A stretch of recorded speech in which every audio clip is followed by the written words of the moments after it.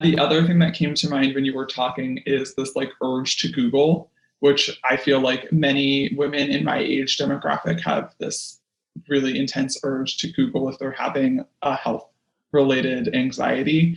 And learning that just even doing that is keeping me in like a repetitive loop of worry and anxiety, and like shifting that behavior has also been helpful. Like, I think before I started therapy, I didn't realize that those sorts of actions were keeping me in the anxiety spiral. And it felt very natural to be like, oh, I'm short of breath right now and I need to Google why, or what have you. And Google really quickly will take you to cancer. So you can basically rationalize your way into some sort of deadly illness anytime you have a certain symptom in your body.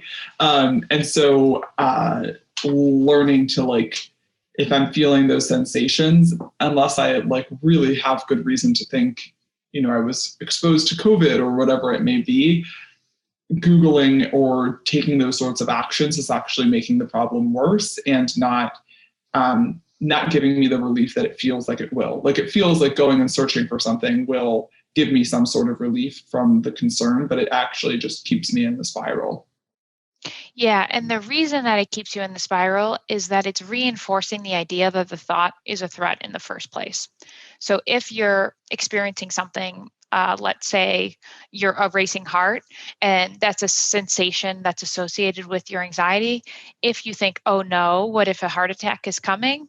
And in the presence of that thought, you go and do something. So you Google it or you get reassurance in some way.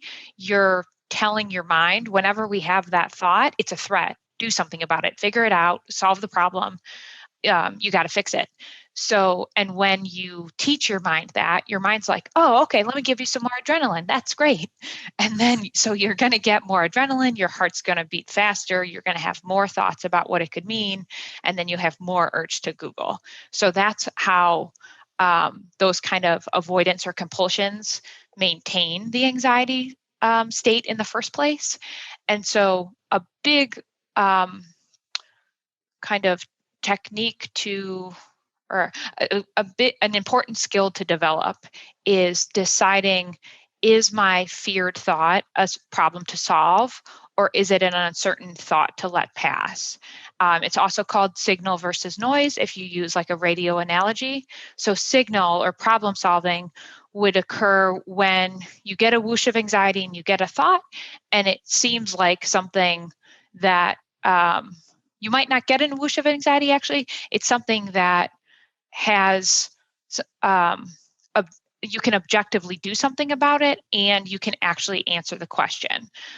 Whereas an uncertainty is unanswerable, and the more that you try to check on it, figure it out, or fix it, the more it comes back. So do you actually have examples in your own life of the difference between problem solving and signal versus noise? Or do you want me to give some examples? I'm sure I do. I'm trying to think of one off the top of my head. Because the signal versus noise metaphor has been really helpful for me before. A good example isn't. What would you do about a deadline? If you felt anxious about a deadline, how would you navigate signal versus noise? I think that I would. I don't know if this is like the direction that you're hoping to go in or not, but I think that I have learned to understand which deadlines and things are self-imposed versus like which are like immediate. So one thing that I do if I have a deadline coming up and there's like a task on my to-do list that's like do this today or do this by tomorrow, is thinking like, okay, if I'm getting anxious about it, it's like, is this something that is like really happening because it actually has to be done tomorrow? And there is like a team that is waiting on me, and there's a press release that's going out, or like an imminent deadline that I will stop the entire process if I don't get it done. To me, then that is like signal that's like there is a real problem, versus being like, okay, if there is a deadline tomorrow that I need to do this thing by tomorrow, And it's actually more like a self-imposed guideline because I'm trying to like move all of my own objectives forward. It's a little easier to be like, okay, that is a deadline that you have coming up for yourself, but it's like something that I've put on, it's a problem that I've put on myself. I don't know if that's the right way to say it. Is that? Yeah. Yeah, that completely makes sense to me. I really like the way that you're framing that up. And it sounds like those kind of boundaries are great ways to think through problems to solve, of like whether this is a boundary I've imposed on myself or I've a boundary that's imposed by the environment. The other thing that's coming to mind for me is you can have problems to solve, and then you can also have interpretations about what they mean. So, for instance, if you have a deadline that actually has other people involved, so you really need to you actually need to get that done, that's the signal, that's the problem solving. But some people, while they're working on that deadline, will also have the thought, if I make a mistake, I'm not good enough. What if I'm being judged? What if, again, I'm not good enough and it's going to have some type of consequence? So it's like there's problem solving happening, but there's also uncertainty. Like no one can have perfect certainty that everybody likes them all the time. They're always going to succeed and they're definitely good enough.